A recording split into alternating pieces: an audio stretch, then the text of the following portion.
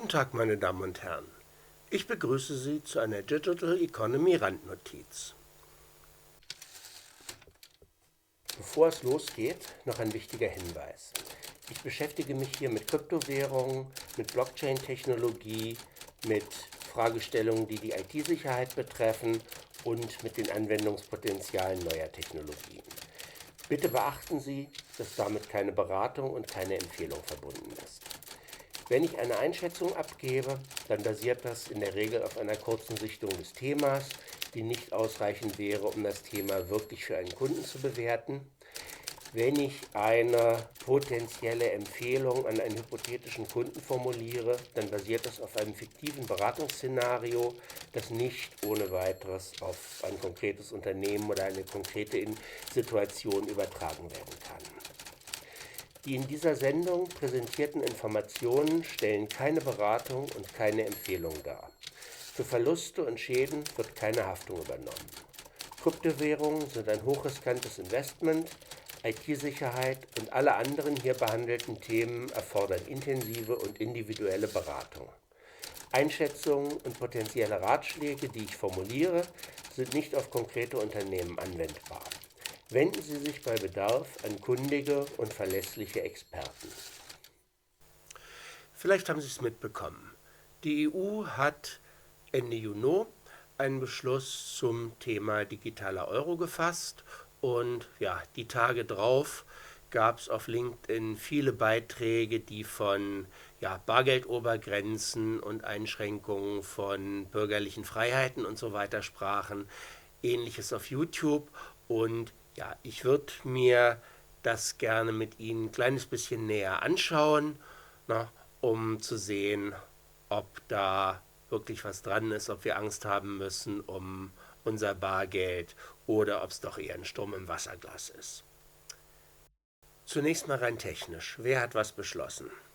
Der Wirtschafts- und Währungsausschuss des EU-Parlaments, bekannt unter dem Kürzel ECON, ECON, hat seine Verhandlungsposition zum Gesetzespaket für den digitalen Euro beschlossen.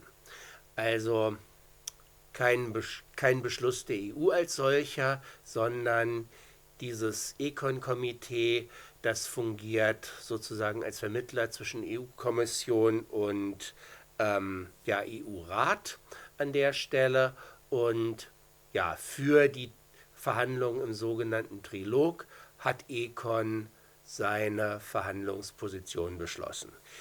Die beinhaltet einige Punkte. Die wesentlichen davon sind Online- und Offline-Nutzung des digitalen Euro. Das heißt, ECON fordert, dass auch Offline-Zahlungen möglich sein müssen zwischen Kontrahenten, die eben beide gerade nicht mit dem Internet verbunden sind. ECON fordert Besitzlimits und Unternehmensregeln. Diese Besitzlimits sind natürlich das, was gewisse Sorgen um den freien Zahlungsverkehr, den freien anonymen Zahlungsverkehr triggern. Gucken wir uns gleich nochmal näher an. Aber auch zum Thema Kostenannahmepflicht, also welche Kosten dürfen dem Verbraucher aufgebrummt werden und auch diese Annahmepflicht für Einzelhändler, die dann fürs Bargeld nicht gelten soll, was auch eine gewisse Sorge um die in Anführungszeichen Abschaffung des Bargeldes triggern. Das ist auch beschlossen worden, da gehe ich jetzt nicht näher drauf ein und das politische Ziel, das ECON mit diesen Forderungen verfolgt, ist auch festgezurrt worden. Und das heißt jetzt nicht, dass diese Regeln gelten. Das heißt auch nicht, dass die Sachen, die ECON fordert, beschlossen sind für den digitalen Euro, sondern es ist erstmal nur die Grundlage für diese Trilogverhandlungen mit EU-Rat und EU-Kommission. So. Das heißt, die Frage, die jetzt im Raum steht, will das ECON-Komitee uns das Bargeld wegnehmen? Und ich schicke voraus, das kann ich natürlich nicht beantworten. Verschwörungstheoretiker werden jetzt wahrscheinlich viel von Hidden Agenda und sowas sprechen. Was ich tun kann, ist mir das anzugucken, was ECON beschlossen hat und mir ein laienhaftes Urteil darüber zu bilden, welche Ziele damit verfolgt werden. Und das möchte ich hiermit tun. Also schauen wir uns zunächst mal an, was Econ eigentlich genau beschlossen hat zum Thema Besitzlimits, das eben diese Sorgen triggert. Da lautet der Beschluss, in die private Wallet, also die Wallet für Privatanwender, sollen maximal 3.000 Euro reinpassen. Also Sie wissen vielleicht, der EU schwebt als technische Basis etwas vor, was mit Distributed Ledger Technologien vergleichbar ist, beziehungsweise auf dem gleichen technologischen Ansatz basiert, nur eben kein Distributed Ledger sein soll, sondern ein Ledger, der zentral von der EZB verwaltet wird. Und die Bürger sollen die Möglichkeit haben, sich eine Wallet zu beschaffen, mit einer Smartphone-App natürlich. Diese Wallet soll an die Identität des einzelnen Bürgers geknüpft sein und jeder Bürger soll in seiner Wallet maximal 3.000 Euro aufbewahren können. Na, wenn man es so formuliert, klingt es natürlich so, als will die EU begrenzen, wie viel Geld wir aufbewahren und ausgeben können. Ist die Frage, ob es wirklich so zu verstehen ist. Aber technisch ist das erstmal so.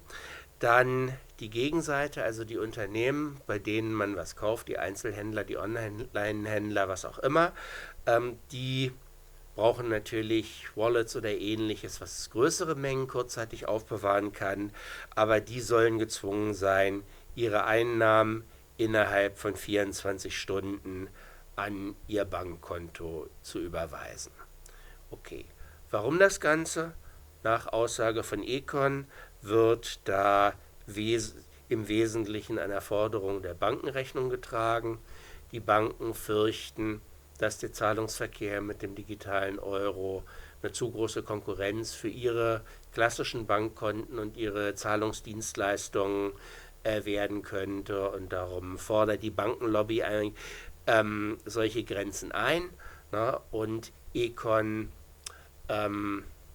trägt mit diesen Beschlüssen erstmal dieser Forderung Rechnung, und diese Obergrenze von 3.000 Euro, die soll auch nicht starr ins Gesetz geschrieben werden, sondern die soll durch die EU dann später durch den Beschluss konkret neu festgelegt werden und entsprechend eingestellt werden können. Also klar, ne, das klingt nach viel Regeln. Na, das ist auch nicht untypisch für die EU, aber die Frage, die man sich da stellen muss, ist natürlich erstmal, okay, was ist das eigentlich, was die EU da mit solchen Regeln belegt?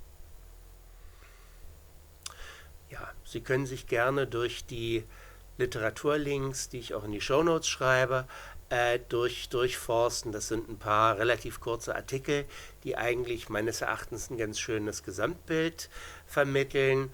Und also runtergebrochen, salopp formuliert, würde ich sagen, der digitale Euro soll zwei Dinge liefern, nämlich zum einen eine Brieftasche für den Alltagsgebrauch, in die eben nur 3.000 Euro reinpassen sollen, und für die Geschäfte eine Registrierkasse, über die Sie Ihre Einnahmen generieren können, und die Einnahmen werden dann, wie es bei der ganz klassischen Registrierkasse mit Bargeld ist, am Ende des Tages zur Bank gebracht. Ja, salopp formuliert. Also summa summarum soll das sein, ein bequemer Ersatz für Bargeld im Zahlungsverkehr, durchaus auch beim Bäcker, in der Eisdiele und so weiter. Um ein Auto oder eine teure Uhr zu kaufen, taugt es deshalb nichts, weil man eben nur 3.000 Euro mit sich rumtragen kann. Na gut, ich weiß jetzt nicht, wer gewohnheitsmäßig mehr als 3.000 Euro in bar mit sich führt. Na, insofern ist es gar nicht so weit weg von der alltäglichen Praxis. Der entscheidende Punkt ist eigentlich, dass es eben eine bequeme Alternative zur Zahlungsabwicklung auch im Online-Bereich ist. Das heißt, man kann das Ganze durchaus so verstehen, dass einfach Bargeldmöglichkeiten, so wie sie de facto sind, auch in den Onlinehandel gebracht werden können. Also unterm Strich kommt mir das vor, und das ist jetzt meine persönliche Meinung, mir kommt das so vor, als baut die EU da vor allen Dingen ein Zahlungsabwicklungsdienst. Und ja, wird der das Bargeld verdrängen? Ja, natürlich, das wird er. Genauso wie die gewohnten Plastikkarten, die wir haben, Kreditkarte, Debitkarte, EC-Karte und so weiter, schon das Bargeld verdrängt haben. Also so gesehen ist der digitale Euro eher eine Konkurrenz zu ja, den üblichen Kreditkartenanbietern, den EC-Kartenfunktionen der Banken, die es meines Wissens ja sowieso eigentlich gar nicht mehr gibt oder geben soll, und nicht so sehr ja, eine Konkurrenz für das Bargeld selbst. Also diese Konkurrenz für das Bargeld, die haben wir schon seit Jahrzehnten und die hat das Bargeld deshalb so erfolgreich verdrängt, nicht weil die EU das wollte, sondern weil wir alle als Verbraucher eben gerne von diesen bequemen Möglichkeiten Gebrauch machen und fröhlich mit Karte bezahlen. Ja, und letztlich erklärt es das Econ-Komitee genau so auch in seinem offiziellen Beschluss. Der digitale Euro soll dazu dienen, dass Europa unabhängig wird von den großen Zahlungsabwicklern, die eben in den USA sitzen zum größten Teil. Letzten Endes soll das zu einer größeren Souveränität Europas und zu geringerer Abhängigkeit von ja, Dienstleistern aus, in dem Fall vor allen Dingen den USA, führen. Und ja, also wie gesagt, man kann jetzt dem Komitee unterstellen, was man will, aber aus den Erklärungen und aus dem Beschluss scheint erstmal eindeutig zu folgen, dass der digitale Euro die traditionelle Kreditkarte und die traditionelle EC-Karte verdrängen soll und eigentlich gar nicht so sehr den Bargeldverkehr. Das betont auch das Komitee, dass ja, der digitale Euro eine Ergänzung zum Bargeld sein soll und nicht ein Ersatz dafür. Klar, wenn man erstmal skeptisch ist, euroskeptisch, dann glaubt man das nicht ohne weiteres. Aber zumindest soweit es aus dem Beschluss, beziehungsweise was aus der Presse über den Beschluss zu entnehmen ist, passt das schon. Und um da jetzt andere Absichten zu unterstellen, bräuchte man halt eben auch gute Gründe und gute Belege. So ist das eben. So, und gegenüber allem, was so über die EU gesagt wird, setzt die EU an der Stelle tatsächlich auch auf eine relativ moderne Technik, also auf die eben des digitalen Kassenbuchs. Distributed Ledger Technologie kann man an der Stelle nicht sagen, weil das Kassenbuch eben, wie gesagt, zentral von der EZB verwaltet werden soll. Aber nichtsdestoweniger würde ich erwarten, dass letztlich eine Technologie umgesetzt werden wird, die mit Ripple, mit Quant, was weiß ich, mit üblichen Distributed Ledger Technologien, die eben zur Zahlungsabwicklung dienen, umgesetzt wird. Wahrscheinlich wird es darin auch einen Token geben, der dann den Euro repräsentiert. Ja, aber das ist dann, das kann man dann vielleicht als Utility Coin bezeichnen, aber ja, sieht bisher nicht so aus, dass diese Token dann letztlich zu einer Digitalwährung werden, die dann aber keine freie Digitalwährung ist. Also zumindest aus diesem Beschluss folgen dafür keine Anzeichen. Über mehr möchte ich ja jetzt gar nicht reden. Wie das technisch umgesetzt wird, wie gut das technisch gelöst sein wird, werden wir sehen. Ich werde mir bei Gelegenheit sicherlich auch mal dieses große Lastenheft, was praktisch im gleichen Atemzug veröffentlicht worden ist, ansehen. Ist vielleicht ein Thema mal für eine Digital Economy Review. Mal schauen, was ich darin so finde. Aber wie gesagt, das wird man sehen. Nur, wenn wir zurückkommen auf das Thema bürgerliche Freiheiten, Datenschutz, freier Zahlungsverkehr und so weiter, würde ich sagen, solange man dem, was das Econ da verkündet, glauben kann, dann ist es eben eine praktische Alternative oder wird es eine praktische Alternative für die Zahlungsabwicklung im alltäglichen Zahlungsverkehr sein.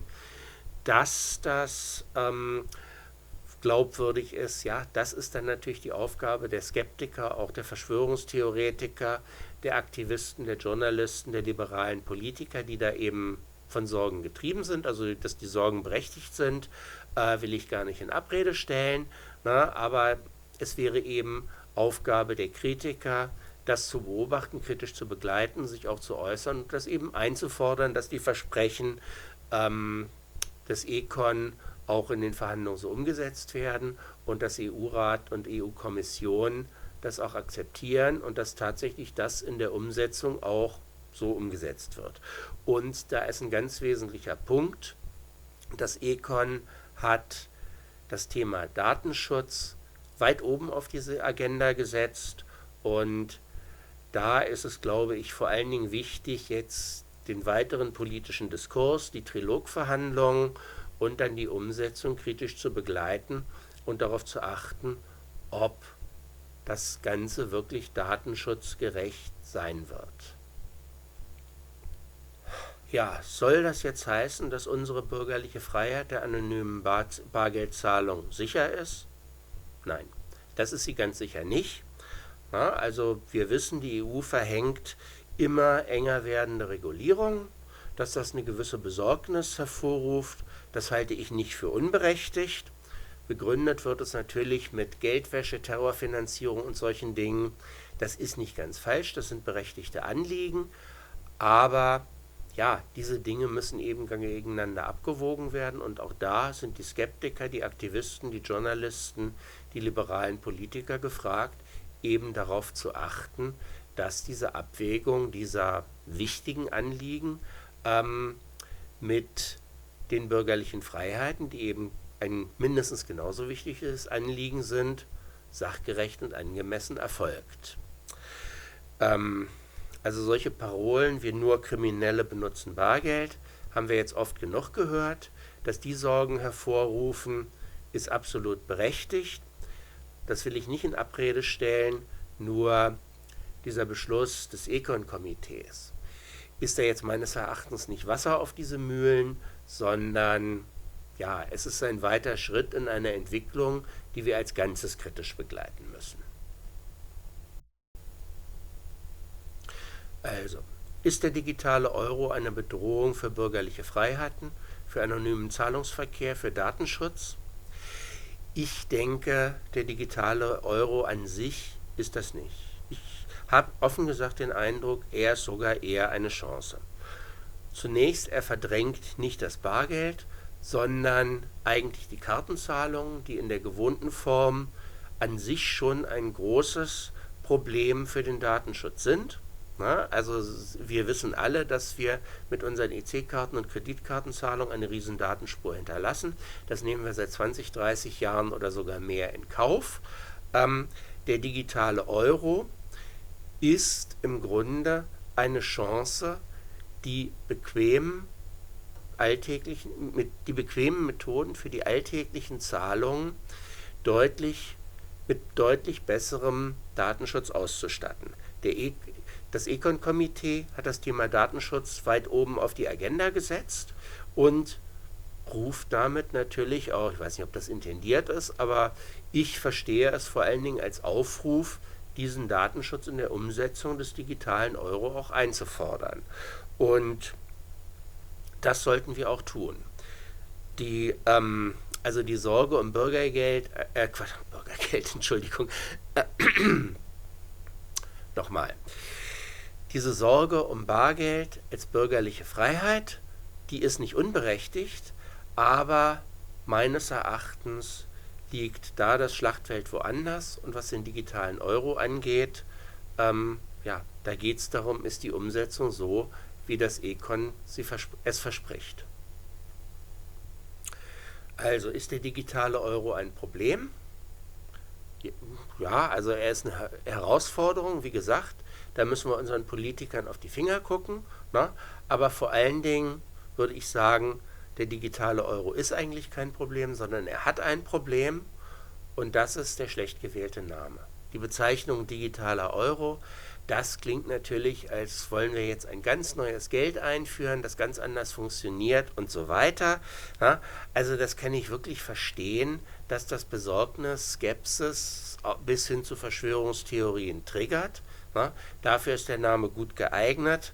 Ja, und ja, eigentlich geht es um eine moderne Methode der alltäglichen Zahlungsabwicklung, die eigentlich sogar den Anspruch hat, hinsichtlich Datenschutz wesentlich besser zu sein und damit eben der bürgerlichen Freiheit in Form von anonymen Zahlungsmöglichkeiten Vorschub zu leisten.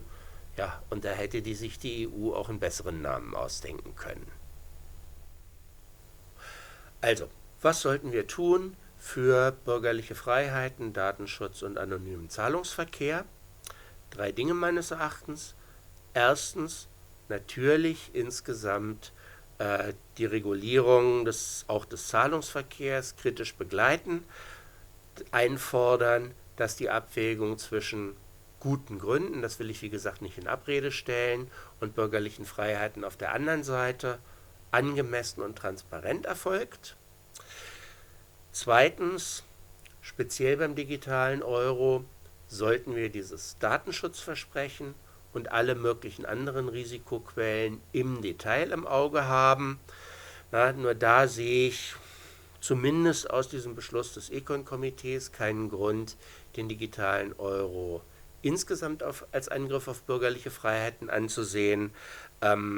Und darum also der dritte Punkt, der eigentlich wichtige Punkt, wir sollten das kritisieren, was zu kritisieren ist. Da, wo Regulierungen wirklich Freiheiten einschränken, da sollten wir die kritische Frage stellen, ist das wirklich notwendig und ist das Ziel und auch der Fortschritt hin zu diesem Ziel, den wir damit erreichen, wirklich so eine Aufgabe von bürgerlichen Freiheiten wert?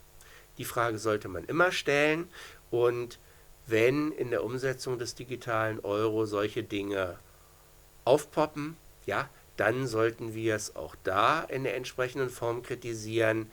Nur, ja, jetzt irgendeinen Beschluss über ein Mittel zur Zahlungsabwicklung per se als Angriff auf das Bargeld, auf die bürgerliche Freiheit anzusehen und sowas. Liebe Leute, da sind wir im Bereich der Verschwörungstheorie.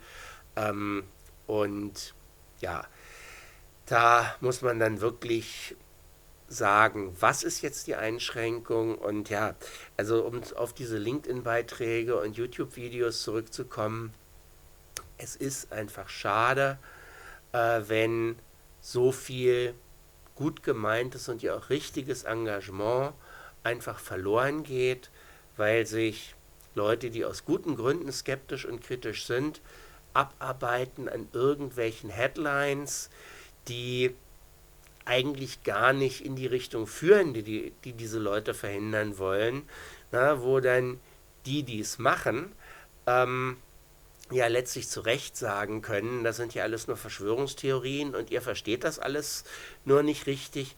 Das ist schade, wenn gerade dieses Engagement dadurch verpufft, ne? Denn das wird an den Stellen, wo es wirklich ums Eingemachte geht, gebraucht. Also von daher sehen mein Appell, mein Vorschlag, sehen Sie den digitalen Euro als das, was es ist, ein Mittel zur Zahlungsabwicklung, eine Alternative zu Zahlungsabwicklungsdiensten und Kreditkartenanbietern, so wie es gedacht ist, nicht mehr als das, und ja, fordern Sie ein, dass es eben in der Umsetzung wirklich datenschutzfreundlich ist, anstatt Verschwörungstheorien aufzubauen. So, ja, das wäre wirklich ein Dienst an bürgerlichen Freiheiten, den man tun kann.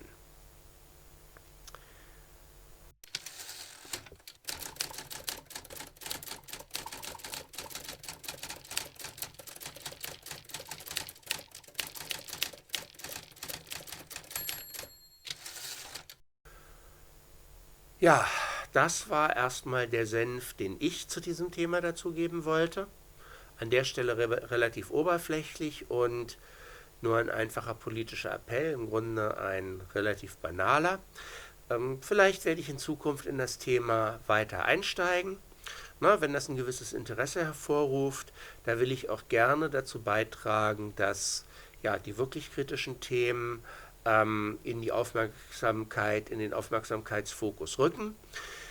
Dazu vielleicht in Zukunft weitere Videos. Wie gesagt, ich werde zumindest mal dieses sperrige Lastenheft, was die EU da jetzt veröffentlicht hat, mir angucken, schauen, ob das ein etwas detaillierteres Video wert ist. Wir werden sehen, wann ich wieder auf dieses Thema in der Zukunft zurückkomme. Ich danke Ihnen erstmal für Ihre Aufmerksamkeit. Ich hoffe, ich konnte dazu beitragen, den Blick ein bisschen auf die wirklich wesentlichen Dinge zu lenken, und ich wünsche Ihnen viel Erfolg bei Ihren Projekten. Auf Wiedersehen.